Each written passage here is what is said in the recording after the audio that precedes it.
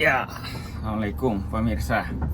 Kembali kita bersama dengan Bapak Ustadz. Pak Ustadz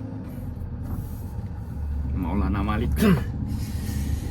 Nah, begini Pak Ustadz, saya tahu ini banyak pemikiran tentang dunia pendidikan kita. Nah, tentu saya singkat, saya mendengar panjang lebar sambil kita jalan ini. Kira-kira apa yang ingin disampaikan terkait dunia pendidikan kita sekarang?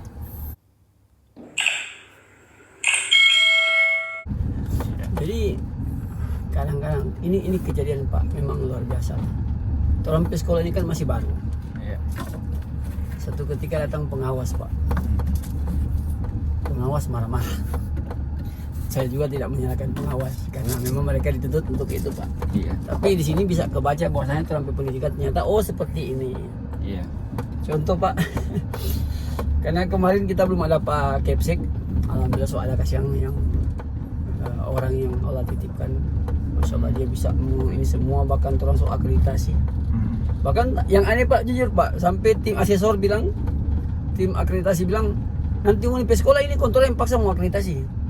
Kalau sekolah-sekolah lain kan Pak sampai mau pinjam tanpa, mau keturannya enggak Pak? Murni. Orang murni memang dorang yang natahi, dong bilang Unip sekolah ini seboleh mau akreditasi, semua permanen lagi. Masya Allah. Kita bilang, mau ibu jangan akreditasi sendiri, kita pakai bahasa bodok-bodok dan orang ini kasih sebenarnya bukan juga orang pendidikan yang ada ijazah Pak. Saya ini yang ada ijazah kuliah Pak. Lucu Pak kan? Iya. Bikin pondok pesantren Di satu. sekolah. Tunggu, pondok pesantren. Sedangkan kita lulusan SMA Theodorus. Maksudnya dong. Theodorus ya. Katolik. Jadi sebenarnya mau tantang lo satu-satunya apa namanya Pak? Lulusan yang bikin pondok pesantren di kota-kota Bagu ini Pak, lulusan Theodorus Pak. Allah. Jadi mau tanya mana tuh lulusan SMA man? Iya tuh Pak. Iya tuh mana tuh lulusan sekolah Mana itu Islam. dari Madinah malah kan? Iya maksudnya dong. Terang kan Ya. fastabiqul khairat. Ya, ya, Berlomba-lomba ya. dalam kebaikan. Ya. Theodorus. Theodorus Bikin Pak. pesantren. Iya, Theodorus lulusan Theodorus kong boleh bikin pesantren. Nah, yang kedua, kebanyakan rata-rata kan kalau mau bikin sekolah kan tuh ya biasa beliau-beliau itu adalah orang-orang yang ya Bonafit. dalam struktural pendidikan. Iya, iya, betul. Sama di sini ada salah satu pondok sekolah ya atau MTS yang didirikan oleh Yayasan Al Hikmah ya mantan Kakandepak. Iya, mereka punya kayak Masya Allah punya latar pendidikan latar belakang semua. sudah boleh tuh Pak. guru-guru semua. Nah begitu juga yang di yayasan-yayasan Kristen, SMP Kristen semua adalah ya dikas. Menurut yayasan Alasana ini nih Pak, Masya Allah, alhamdulillah saya didikan ya, dibantu kawan-kawan ya. Menurut orang pendidikan apa? Nyanda ada Pak, cuma pondok biasa. Nyanda S1, S2 apalagi? Nyanda. Nah, tapi alhamdulillah Saya panjang perjalanan. Nah, jadi Pelan-pelan. kita pikirkan satu kesyukuran kata Masya Allah. Ternyata dan kita mau buktikan Pak bahwasanya jangan pernah melihat titel, berbuat saja sesuai. Dan ini yang saya rasakan Pak. Padahal kalau mau dibilang kita apa Pak? Jangan Waktu SMA itu Pak, selama SMA kita juara 3 Pak, terakhir. Juara 3 terakhir Pak. Ya Allah. Jadi dari malu dan dari 30 dari 30 27 Pak. Ini asli boleh Bapak lihat tapi rapor. Pokoknya memang. Nah, tapi satu kesyukuran alhamdulillah sekarang ini Pak. Ya. Guru-guru ada yang S2. Ya, ada yang S1. Iya, iya. Tapi ternyata dengan penuh kekurangan saya bisa membuka satu fasilitas pendidikan. Jadi nomor 3 dari 30 orang mau mimpin S2 sekarang. Nah, itu. Masya Allah. Nah, tapi Ya. saya sampaikan juga sama guru-guru, jangan pernah, walaupun secara tidak langsung kan ini punya atasan bawahan. Kalau mau ikut-ikut nampak tuh, Iya. kan ini kan sekolah. Tapi kita bilang tidak, kita orang sama-sama belajar. Kita juga belajar pada orang, tuh. Orang sama baku gabung dong. Iya, iya. Akhirnya luar biasa lah Pak. Nah, sehingga orang lihat tuh topik pendidikan sekarang ini, kenapa kita bilang Pak, maaf bukan berarti orang so hebat, bukan, tapi boleh no Pak, orang mau sama-sama duduk kok untuk aku bahas. Nah sekarang begini Pak Ustaz, yang merdeka belajar bagaimana? Nah, kalau prinsipnya orang yang merdeka belajar itu adalah, yang pertama adalah dia pahami dulu dia punya tanggung jawab. Anak-anak punya tanggung jawab itu sebagai apa? Oke. Nah, karena kadang-kadang anak-anak datang pergi sekolah, sebenarnya kalau mau di riset, rata-rata anak pergi sekolah bukan untuk mau belajar, tapi karena hanya ingin masuk sekolah. Ya. Betul nggak Pak? Betul. Ya toh? Ingin mencari ijazah. Hanya ingin mencari ijazah. Hanya ingin, minta maaf Pak, hanya ingin mencari ijazah. Iya. Ya, pikirnya begitu ya, banyak ya. Kalau kita lulus, pokoknya kita dari SD kita SMP no, kalau kita SMP kita SMA no. Pokoknya Itu lulus begitu saja. Pemahaman semua seperti itu. Tidak memahami apa yang mereka dapatkan ketika SD dan SMP dan SMA. Berarti Rocky Gerung bilang ijazah itu hanya menunjukkan bahwa anak pernah sekolah. Itu maksudnya beliau. Bukan berarti anak punya pendidikan toh. Karena satu contoh sama yang saya pernah bilang Pak, guru, saya pernah tanya langsung, karena saya punya sekolah, saya tanya sama guru, ibu guru apa? Bahasa Indonesia. Bu guru mengajarkan ulang matematika bu guru. Bu guru bilang, Ustaz, kita jurusan bahasa Indonesia, apa mau mengajar matematika? Saya bilang, ini no bu guru. Kenapa? Ini parahnya orang. Kenapa nanti sudah mau di ujung-ujung akhir pendidikan, kok harus dipisahkan? Kenapa tidak di-talent aja skutingnya langsung? Dari awal kan? Dari awal, kenapa tidak difokuskan dari awal? Kenapa dari awal tidak difokuskan? Setelah kita tanya ibu guru waktu penjurusan itu memang sudah dari awal. Memang semesti dari awal Pak. Diketahui kemampuan anak kan? Karena tidak bisa, orang mau samakan. Nah, tambah lagi backing diri orang tua. Minta maaf tapi bahasa begini Pak, saya orang biasa toh. Ada hadisnya tadi kan? Jadi kadang-kadang orang tua lagi sok tahu juga. Datang terima rapor, guru bilang apa dia pemerah ini. Karena orang tuanya paham lagi, dia veto lagi di anak-anak.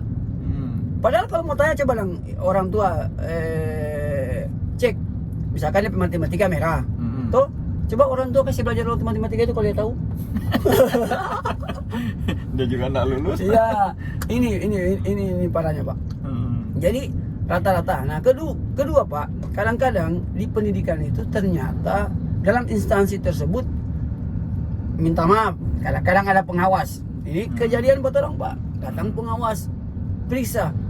Dia tidak memeriksa tingkatan pemahaman anak-anak, tapi yang diperiksa ternyata tuh RPP di awal apa namanya itu, hanya yang bersifat kertas semua. Iya betul. Ternyata semua. Ya letterlek hafalan. Enggak, ditanya dong, ini sudah betul enggak, susunan kurikulum sudah betul enggak? RPP apa namanya? Kurikulum SPP. RPP. Rencana pembelajaran. Mana rencana pendidikan? Hanya itu yang ditanyakan. Sedangkan orang kelebihan tidak pernah ditanyakan. Seperti itu. Ya rutinitas berarti seluruh sekolah sama saja. Akhirnya apa? Sekarang sekolah itu lebih banyak di biaya untuk menyediakan kertas, di fotokopi semua. Akhirnya habis dana semua cuma masalah kertas Pak. Ini kan pemborosan di situ, nggak efektif. Akhirnya pendidikan apa Pak? Terabaikan. Kemudian bayangkan Pak, dalam satu hari itu ada berapa mata pelajaran yang dipelajari dan harus dituntut untuk mereka memahami. Ada yang sampai 8. Nah, sakit kepala. Ya toh Pak? Iya. Nah seperti itu. Nah jadi ya orang kan hanya ingin bercita-cita untuk memperbaiki, kenapa tidak? Ya toh Pak. Sama dengan Hiroshima Nagasaki ketika dibom, maka yang ditanyakan oleh Kaisar apa? Masih ada sisa guru enggak? Cari guru. Jadi guru ini penting Pak. Guru ini penting. Kasihan juga guru. Kadang-kadang kita juga rasa kasihan guru doi honor, kasihan cuma kadang guru juga tidak mau berkembang. Nah, tak tambah ada lagi guru. Ini mau berkembang kenapa? Karena keduniaannya terlalu tinggi sudah. Iya. So tak pikir bayar mungkin ambil motor, pergi di sekolah kau tambah anak-anak lagi kurang ajar semua, sakit kepala, sudah bisa buat apa-apa, sudah belajar. Akhirnya mencari les-les lagi tambahan. Hanya les tambahan. Di kebun. Ya, kasihan. Jadi inilah sistem pendidikan Pak. terutama lagi orang negara ini, negara politik Pak. Ketika berganti presiden, berganti menteri, berganti kurikulum. Ya ilaha illallah. Dari dulu itu. Ya, jadi bagaimana ya, makanya beli buku lagi kan. makanya orang yang khususnya orang yang baru-baru mulai ini, orang betul-betul ibaratnya menggunakan sistem namanya Finlandia. Tapi pada dasarnya bukan Finlandianya. Cuma kebetulan di Finlandia ini orang yang ikut tuh program sebenarnya di dalam hadis Nabi SAW, Pak. Mereka lebih mengikuti itu kan? Iya.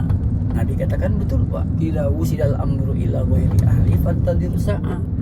Satu perkara yang diberikan, ditanggungjawabkan kepada bukan ahlinya, bukan profesinya, bukan jurusannya, maka tunggulah kehancuran. Nah, karena seperti itu, Pak. Kadang-kadang orang dipaksa. Anak-anak mau dipaksa dari sekarang, akhirnya hancur. Bukan berarti dia lemah, tidak. Bukan dia lemah. Memang masalah pendidikan ini kalau mau dibahas luar biasa, Pak. Jadi kira-kira mau mulai dari mana ini? Nah, mulai dari mana? Yang tadi, Pak, yaitu karakter. Iya. Karakter bagaimana? Akhlak. Kan. Nah, kalau di dalam Islam itu akhlak itu dibentuk dari kecil. Dalam hadis Nabi SAW, "Allimu auladakum bis shalah." Ajarkan anak-anak kalian itu dengan salat. Ya kan? Salat. Wahum abna sab'a sinin. Ketika mereka 7 tahun. Wadribuhum 'alaiha wahum 10 sinin. Pukul pada orang apabila 10 tahun meninggalkan sholat. 7 tahun, subhanallah, Pak. Anggaplah ada batasannya kan. SD itu pondasi betul-betul, Pak. Kita ambil 7 tahun. Kalau tapi sekarang kan anak-anak diberikan nanti 6 tahun 7 tahun. Coba. SD. Mulai sekarang 7 tahun. Kalau salah. Iya tuh. Nanti 7 tahun atau 6 tahun. Pokoknya sekitar begitulah. Sebenarnya terlambat kan? Setahu kita. Karena dia setahu saya, Pak, seperti itu. Kalau nggak salah dia mesti terlambat sebenarnya kan. Iya. Harusnya 5 tahun sudah mulai diajarkan kan. Nah, jadi mesti diajarkan betul-betul. Ngaji. Mesti diajarkan dia untuk memahamkan masalah sholat ini kan perkara yang sakral, Pak. Iya. Meninggalkan sholat itu kan subhanallah. Kata Nabi seperti kehilangan anggota keluarga. Satu contohnya. Menghancurkan tiang agama. Terus apa bedanya dengan pendidikan? Apa hubungannya dengan pendidikan? Ya. Ketika 7 tahun orang ajarkan anak-anak itu dengan perkara agama, dia sudah bisa bertanggung jawab. 5 waktu sholat dia sudah tahu. Jadi ketika dia sudah belajar agama, dia sudah tahu mana-mana yang boleh, mana-mana yang tidak boleh. Ketika pondasinya kuat sampai 10 tahun, mungkin ketika dia meninggalkan, orang pukul. Tapi bil ta'diban, dengan adab. Pukul untuk memberikan mereka kesan. Artinya kalau dia 10 tahun dia sudah menyadari bahwa dia salah. Ya sadar, Pak. Dia sadar bahwa dia dipukul ini, tapi dia sadar dia salah tuh. Jadi ketika dia agama dia sudah bagus pondasinya, ya, dia sudah paham 5 waktu bagaimana, ya, hal-hal yang haram, mana yang boleh, mana yang makruh, mana yang ini. Nah, terus dibawa ke pendidikan dunia, dia akan lebih berkualitas, Pak. Ya tuh. Jadi dia sudah tahu ketika mau masuk di sekolah, dia sudah tahu tuh hukum-hukum yang pelanggaran-pelanggaran di dalam kelas yang ini boleh. Satu contoh, Pak, pelajaran yang paling kecil saja nih, Pak. Pelajaran yang paling kecil sampai sekarang banyak orang tidak memahami, Pak. Apa? Buanglah sampah pada tempatnya. Bayangkan, Pak. Minta maaf, saya juga lihat kadang-kadang orang-orang kantoran, Pak. Oh, apalagi nanya oto, kalau turun jalan jalan dari Kota Magu ke Manado, di tengah-tengah jalan, Pak, itu tangan-tangan aja lempar begitu saja. Coba pikirkan, Pak, kung ada 50.000 orang model seperti itu, Pak. Masya Allah. Betul nggak, Pak?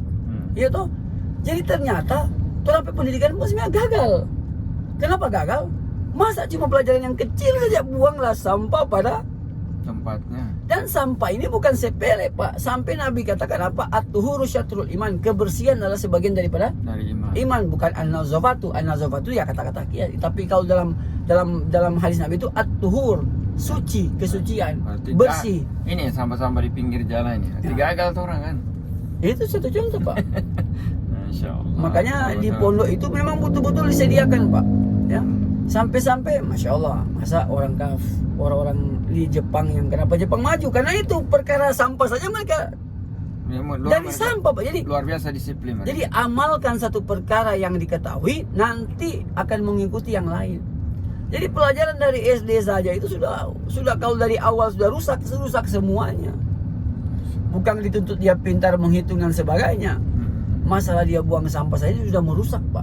Dan memang agama yang harusnya memulai dari itu kan. Ya. Bahkan minta maaf Pak. Itu akhlak. Ternyata sekarang ini karena saking agama ditinggalkan, semakin tinggi ilmu seseorang, semakin mudah dia untuk membohongi negara, merusak negara. Ya, Bapak lihat saya sendiri. Yang koruptor itu apa, bukan tidak ada pendidikan? Orang pendidikan semua Pak. Kenapa? Karena dia pintar. Saking kepintarannya itu, dia mampu untuk, karena orang kan semakin pintar dia lebih tahu tuh Pak. Nggak ada lulusan SD, mereka lulusan. Lulusan mereka semua lulusan Pak. profesor, doktor, profesor. Jadi ini yang harus Berarti akhlak kan. semua dari akhlak ke agama, balik semua pondasi. Nah, dan di sekolah-sekolah sekarang Pak, Masya Allah, pelajaran itu yang dijadikan hanya 1 minggu 1 kali. Kalau nggak salah cuma 2 jam saja di pertemuan. 2 jam itu kalau memahami agama, ya Allah, agama itu minta maaf kalau misalkan dalam Islam. Tambah guru lagi tidak memahami. Bahasa Arab, lugo, bayan, ma'ani, mantik, usul fikih, usul hadis, ya, belajar hadis, sejarah. Banyak Pak, kok cuma memahami 2 jam. Nah itu. Jadi kenapa kebanyakan anak-anak sekarang jadi pembangkang? Karena itu tadi. Nah, kaitan dengan pendidikan sekarang yang belum merdeka, sekarang dijadikan merdeka, itu harusnya guru-guru bagaimana menurut Pak Ustadz? Harusnya dia kalau kepala yang sekolah atau minimal otonominya kan harus ada sekolah kalau merdeka begitu toh? ya, jadi paling bagus guru-guru itu bukan kurikulum merdeka yang dinisbatkan atau disandarkan kepada anak-anak yang merdeka, tidak. Yang merdeka itu harus guru dulu Pak. Iya. Itu yang paling utama Pak, guru. Guru mau merdeka bagaimana mau mengajar Pak? Saya dalam fasilitas yang kurang, dalam tunjangan kurang. Kemudian guru-guru dibatasi dengan hukum-hukum. Ini boleh begini, ini boleh begini, mau bagaimana dong? Terutama yang boleh bacubi, ini boleh bamarah. Kira-kira bagaimana Pak? Coba bayangkan Pak. Bagaimana itu akhlak anak kalau tidak boleh. DP bahasa kasar begini Pak. DP orang tua bawa masa sekolah, sebenarnya kenapa? Tandanya apa Pak? Coba Bapak pikir. Maaf, Bapak ya orang tua toh. Bapak kasih masuk itu anak sekolah. Ya toh, kasih masuk sekolah. DP tanda itu apa? Apa itu? Tandanya bapaknya mampu. Betul nggak? Betul. Tanda bapak kasih masuk sekolah. Kedua, bapak tanda misalkan orang di Islam, bapak tanda kasih masuk tuh anak itu kasih mengaji. Kan tandanya orang tuanya mampu. Iya. Orang tuanya mampu mendidik. Iya toh? Orang tua bawa ke sekolah, bawa ke tempat mengaji. Tandanya berarti apa? Orang tua tidak mampu. Tapi kenapa diletakkan di tempat yang itu orang tua sok mampu, sok tahu. Sedangkan dia mau jaga 5 menit Jo, jaga, kau kasih mengajar. Kan dia juga sudah lulus SMA. Kalau dia agama itu apa? Munafik. Hah? Bahlul. Munafik. Artinya dia tidak mampu tapi sok teriak kan? Ya. Gitu. Maksudnya orang tua yang dianggap seperti menurut saya, ketika apabila terjadi sesuatu di sekolah, dia sok tahu. Siapa guru mesti bagi itu, guru itu boleh begini dan begitu dan begitu. Harus begini ya. Dia kan mengatur Pak.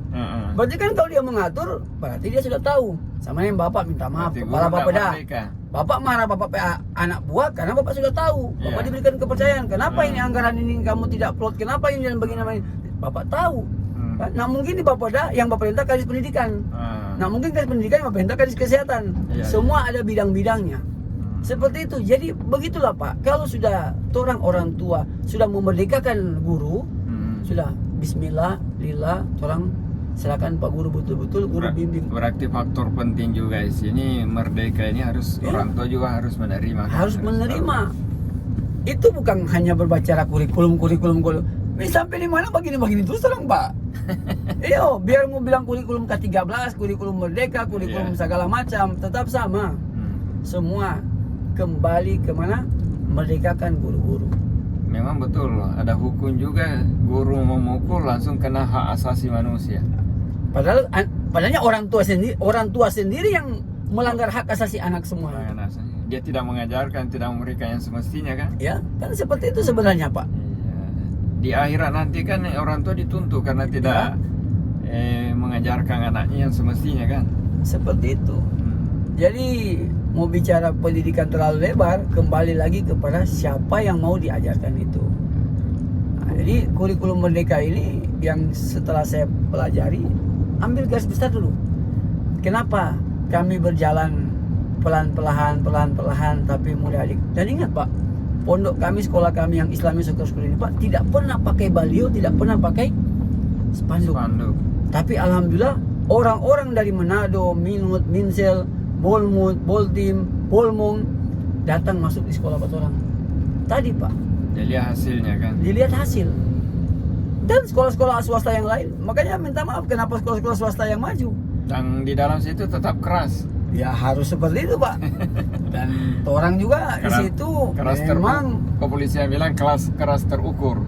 Dituntut. Oke, kalau ibunya enggak mau ibu bapaknya enggak mau ini Ya, silakan didik sendiri kan? Didik sendiri saya bilang. Dan pernah Pak kejadian ketika ada satu anak yang dia nakal, kita telepon di orang tua karena perjanjian kan tidak mau dipukul. Kita tanya kenapa tuh anak sebagini apa langsung cuma dengar itu Pak. Pukul dia Ustaz, kau punya bagi juga. Sudah. Kita pukul loh Pak. Ya kan sadar sendiri kan? Kita bagi di kaki biru. Datang di nenek Pak Veto. Mana kita mau lapor polisi kan? Kalau kita sih baca tuh ya, apa ya Bapak Emak yang suruh? Nah, tuh coba lihat. Akhirnya sudah. Singkat kata dia bilangnya enggak, kau punya belajar sini nih boleh mau pukul-pukul. Ya sudah. Nak pukul-pukul. Jadi dia biar dia salah tak kasih biar. Padahal itu cuma biru satu hari. Akhirnya apa? Efeknya puluhan tahun. Akhirnya tuh anaknya jadi pendusta, pembohong. Ketika jadi pembohong ternyata bukan kita yang pukul lebih parah, DP orang tua yang pukul lebih parah sampai kentok. Padahal di pondok pukulannya kan mendidik. Ya, alhamdulillah itu dari Pak Ustadz kita sudah sampai. Terima kasih. Nanti kita akan ini lanjutkan. Patape dekat Patape santri Pak. Iya. Mana? Oh, itu sana. Iya.